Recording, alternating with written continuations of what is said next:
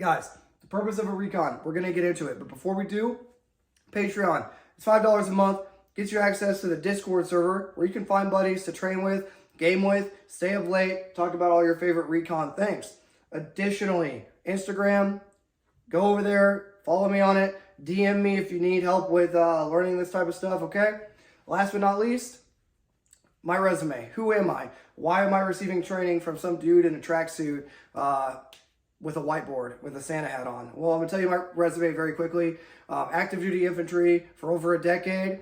Spent 3 years in a reconnaissance section. I've done this. I froze my butt off out in the cold. I've ran out of water doing recon. I've been there and I've done that, okay? So that is my resume very quickly. I was in the 173rd in Germany, okay? Back in 2013 to 2016 or so, okay? Round about there. So that is my resume. That's where I'm getting this from. Everything I tell you today you can reference, and everything I tell you should only be used for Minecraft purposes. This is not legal advice or me telling you to go out and do this. Okay, I think that covers pretty much all the ground rules before we get into it. All right, so here we go. So you're getting ready for your recon, and you want to know, okay, so you're getting ready for your recon. The first thing you want to know is the why. The why are we doing a recon? Because you're not just going to send people out to do a recon for no reason, okay? So the first step is the why. So the why is going to be CCIR, Commander's Critical Intelligence Requirements. All that is telling you, okay, are we looking to see how wide the roads are in this area to see if we can move tanks in the area? Are we looking to see how sturdy a bridge is? Are we looking to see how many elves there are in Santa's workshop that are working on presents? What are we looking to see? And what are we looking to find out? So CCIR is the Commander's Critical Intelligence Requirement. All that means is it's the why. The why you're going on the patrol, and it's the why you're going on the recon, okay? So you cannot conduct a recon unless you have CCIR, Commander's Critical Intelligence Requirements. Part 2, you cannot conduct a recon unless you have a comms plan. A comms window is simply when are the guys that are going on the recon supposed to radio up? Because you can't carry 1,000,000 batteries because things are heavy. You have to bring water with you. You're not going to be resupplied most of the time on a recon. So comms window. You have to establish a comms plan prior to going on the recon. Typically, it'll be every half hour at the bottom of the hour and the top of the hour. Or if it's like an Arctic environment and you have only so many radios, right? Or so many batteries, I should say. It'll be once an hour or once every 2 hours. And all you're doing during the comms plan is that's when you're sending up your reports, okay, of what you're seeing. Now, in the comms window, there's something you got to realize. The TOC, or the hide site in this particular case, because we'll say we're operating as a platoon. So the hide site in this particular case, they should always be monitoring. But what does that mean for the platoon leadership in the hide site? That means their RTO and themselves are going to have to bring a ton of batteries. So just realize comms plan is crucial. You can't conduct recon without radios, and you can't conduct recon without a comms plan.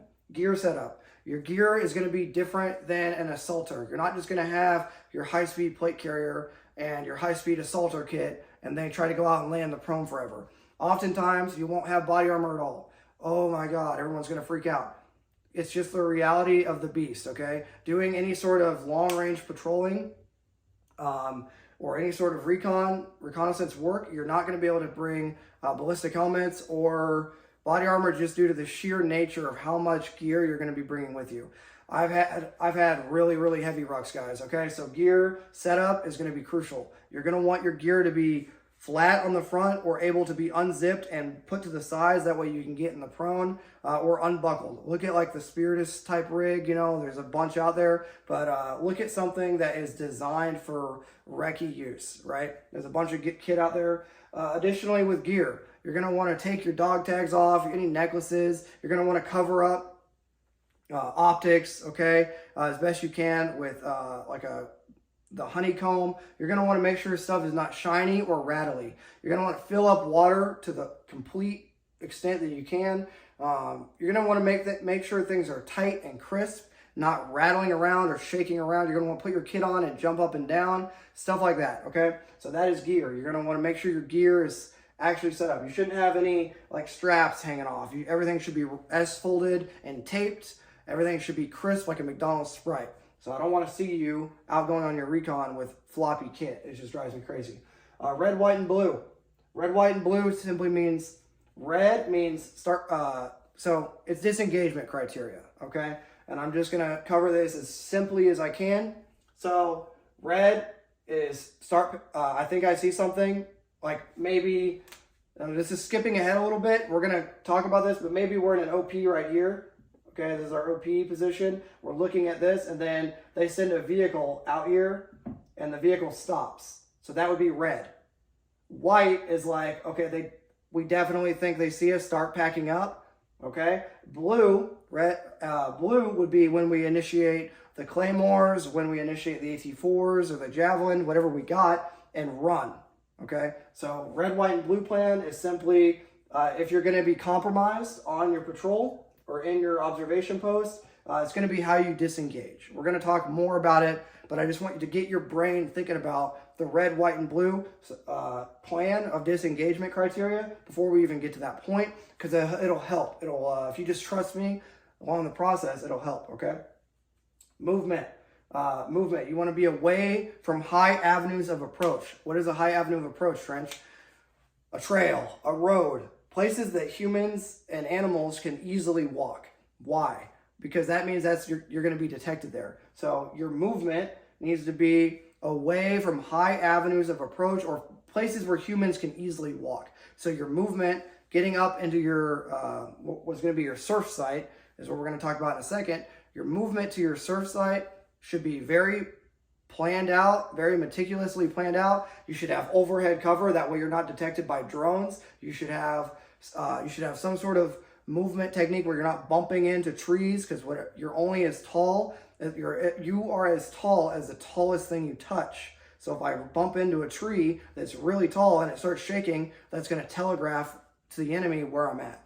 Okay, so your movement and your route planning need to be very, very meticulous when it comes to recon. You can't just go out there all willy-nilly, because if you go out there all willy-nilly near Santa's workshop, then you're going to get smoked, because Santa has his elves working on the workshop and he's going to have people on security. So your movement from your hide site to Santa's workshop to conduct the recon needs to be very meticulously planned, avoiding being detected from overhead cover, avoiding walking like a freaking bodybuilder through the woods, okay? You need to be walking heel to toe through the woods, and you need to be very, very meticulous on how you plan your route.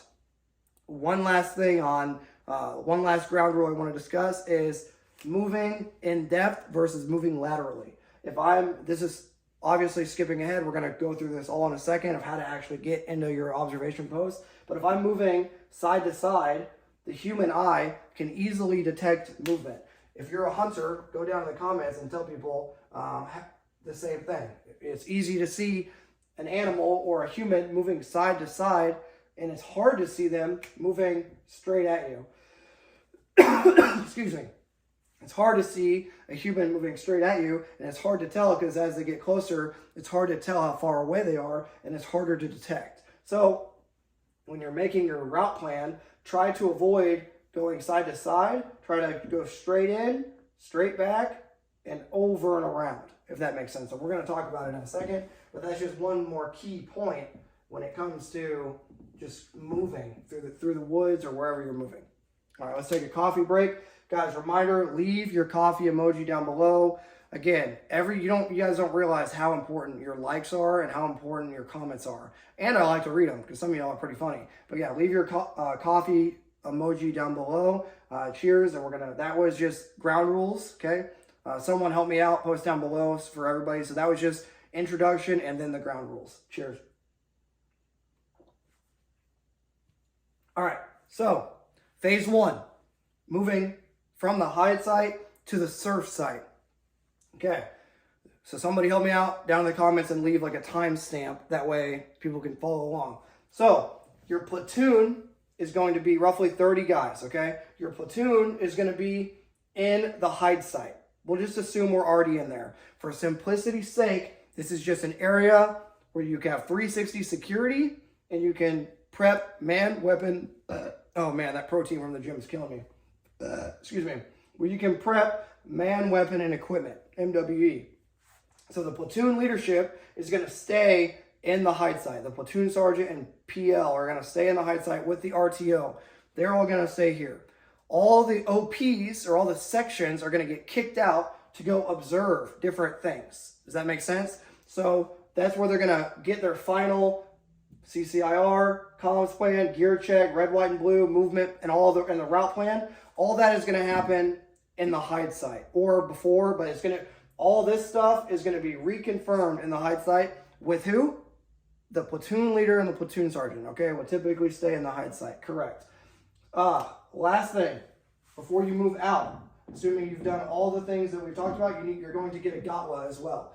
Where you're going, others going with you, time that you'll return, what to do if I don't return, and actions on contact, okay? So if you need to give your GOTWA to your platoon level leadership, your platoon sergeant, your PL, and they're going to repeat it back to you verbally, okay? That way everyone's on the same page. So GOTWA. All right, so assuming you've done all these things, you got your CCIR, your comms plan, your gear, your red, white, and blue, movement, route, and your GOTWA.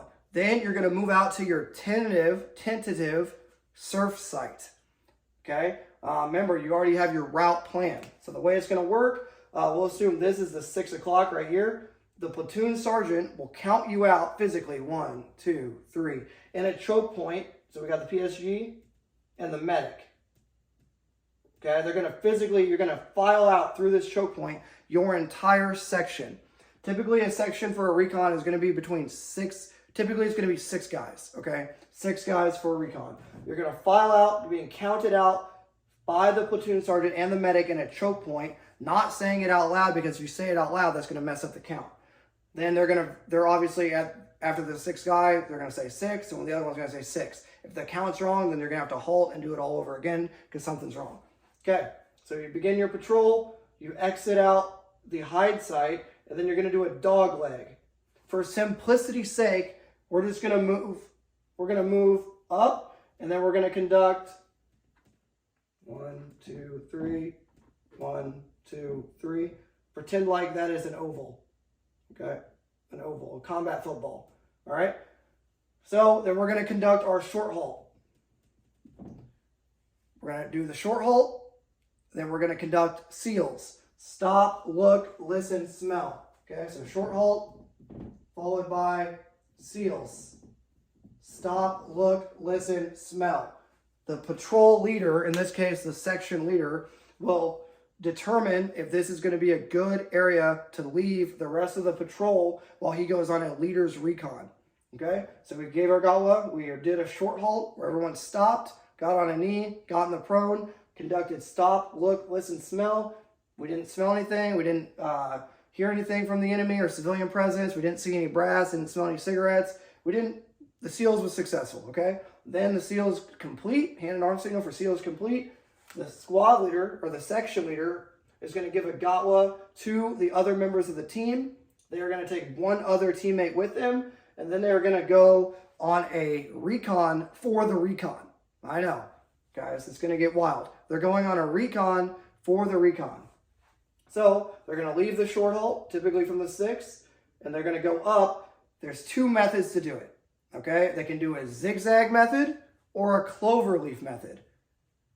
Post down below which you think is preferable over the other one before I tell you. Okay, so the cloverleaf is preferable to the zigzag method for finding your positions near the objective for recon, because remember what we talked about before? You want to avoid moving laterally. You want to move directly at the enemy and directly away because it's harder for them to detect you. So in this particular case, they're going to go on there, they're going to go up, and I'm just going to try not to draw a lot, and they're going to do a recon cloverleaf method. So you guys kind of see what I'm saying? Okay? And then they're going to go obviously all the way back around. Now that I ruined all of our hard work, it's fine. But now that I ruined all this, boom. Okay, so let's say during their cloverleaf on their leader's recon, at some point they're going to find a tentative surf site, and then from the surf site, they're trying to find a tentative OP, observation post. Let's assume right here is their surf site. Okay? There we go. That is their surf site. Let's assume they found it. So what he's going to do is he's either going to radio or preferably mark it with a chem light. And then this section leader is going to go back to the short haul, okay?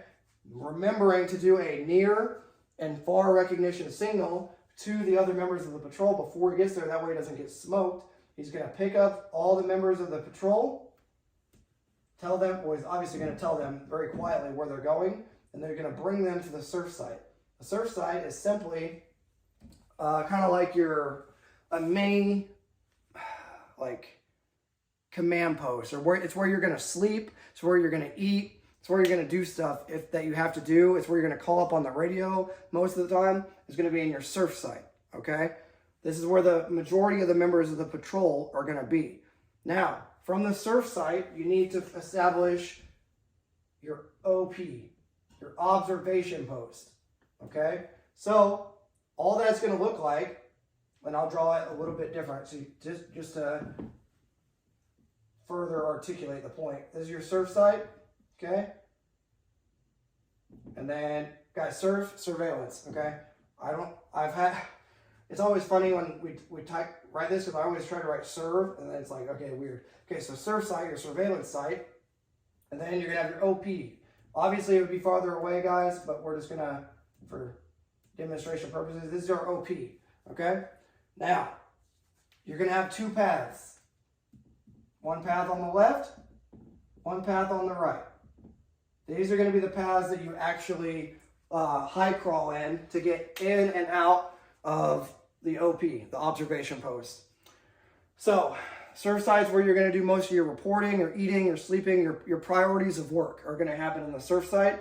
The OP is where you're going to actually observe and collect data on the thing that you're trying to observe. Does that make sense? In this particular case, Objective Santa. Hopefully everyone's on the same page. Also, I don't know what phase we're at this point, so somebody help me out. I believe we're in phase 2 in placement, okay? This is all phase 2. So phase 1, phase 2 was the movement. Phase 3 is going to be observation and disengagement. Now, once we're in place in the OP, there'll be 2 members of the patrol in the observation post and 4 members in the surf site, rotating off, obviously, through security. Typically, it's going to be 50% security, or it'll be typically 100% security in the observation post, and then 50% back here. So what that tells you right off the bat is you're going to be tired, you're going to be hating your life, okay? But obviously that comes down to MET-TC, which is mission, enemy, time, terrain, troops, and civilians considerations. Let's put it over here. Mission, enemy, time, terrain, troops, civilian considerations. Okay, that's going to, how often you're sleeping is going to come down to MET-TC, okay? But typically, the 2 paratroopers and the freaking observation post will be 100% security, which means they're both awake and observing. And the members of the surf site will either be in 50% or 33% security. That's going to come down to mission, enemy, time, terrain, troops, and civilian considerations. All right. So that was phase 2, emplacement of the surf site and of the OP, or the observation post. Phase 3 is going to be discussing comms windows and disengagement criteria. Guys, reminder, hit the like button, leave a coffee comment. Let's take a coffee break. Talking a lot here. Leave your coffee emoji. Okay, so let's say we've been observing for a while, and then one of Santa's little elves comes out here, and obviously, say it's like 150 meters away. One of these little Santa's elves comes out of Objective Santa. Let me check the camera to make sure we're still good, guys. We are good. One of Santa's elves comes out, and they're acting a little funny. They're kind of looking up near the hill, and they're kind of just, they're being a little weird. So that is going to initiate our red. Red is simply wake everybody up. Wake everybody up, okay? Make sure everyone's awake, because we might have something going on. All right? Let's say Santa's little elf leaves and goes back doing whatever, okay? Let's say a bunch of little Santa's elves come out, and now they're starting to act kind of funky. They're kind of looking around, at the observation post, they're starting to give you bad vibes. Okay, that's going to initiate your white in the red, white, and blue plan. Okay, so red is wake everybody up. White is start packing up. Whatever is not packed, white is when you start packing up. One key note, in or during a patrol for recon, you shouldn't have stuff out anyway. It should always be packed up to the utmost extent. But white is going to be like where you start tearing down antennas, because you're supposed to probably have a jungle antenna set up and stuff like that. So that's white is when that's happening, when all the little elves come out and start acting weird.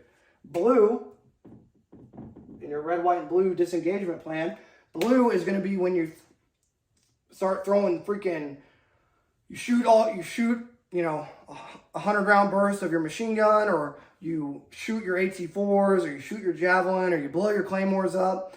You're going to blow as much stuff up whenever you're compromised to give you that initial volley of fire. That way you can get away, okay?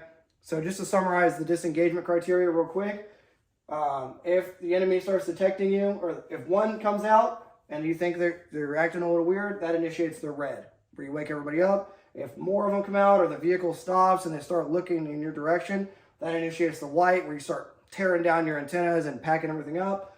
Blue is when you blow your claymores, is when you start engaging like crazy and you start breaking contact back. Obviously, when you're breaking contact back, you're gonna report anything that happens to your hide site back here, and you're obviously gonna give a near and far recognition. So far recognition, hey, we are compromised, we're coming back. And near recognition, VS17 panel, okay? Use a VS17 panel, or use your IR flash under night vision prior to getting into the hide site, and obviously use a dog leg. That way when these little elves are chasing you and they run right by because they didn't know you turned 90 degrees, well, hopefully there's another adjacent unit that can smoke them. All right, guys. In summary, recon is not sexy. It sucks. It's where you go out and you freeze. It's complicated. You got to have your ducks in a row. You got to have good optics, good binoculars, a lot of batteries for radios. You're going to be carrying a lot of weight, typically not going to have body armor, going to have a lot of magazines. But a recon is not looking to get into a fight. It's looking to collect CCIR, or Commander's Critical Intelligence Requirements. So you're not out there looking for a fight. In summary, remember, you have your hide site. Remember all the things to even leave the hide site, okay? Your CCIR, your comms plane, your gear, your red, white, and blue, your movement, your route, your GOTWA, okay? Everything has to happen prior to even leaving the hide site. Do your dog leg, do your short halt, set up your short halt. From your short halt, conduct your leader's recon, okay? Into your tentative surf site. From your surf site, then you set up your observation post, and in your observation post, you're observing, and if you get compromised, you utilize your red, white, and blue plan, which is your disengagement criteria, and that is how you do recon. Holy cow. Okay, guys, in summary, make sure you leave a like, leave a comment, share this video with a buddy. You don't know how much it helps, guys. Every bit helps, trust me. Consider becoming a member of the Patreon. It's only $5 a month. I guarantee you most of you can afford it, and especially if you enjoy this content, okay? Check out the Instagram. Thanks for being here, guys, and Merry Christmas, okay? Have a good Christmas with your family. Reach out to a buddy. Make sure you touch base with them. Until next time, this is going to be Trench Grenade, your average recon enjoyer, signing out. Cheers.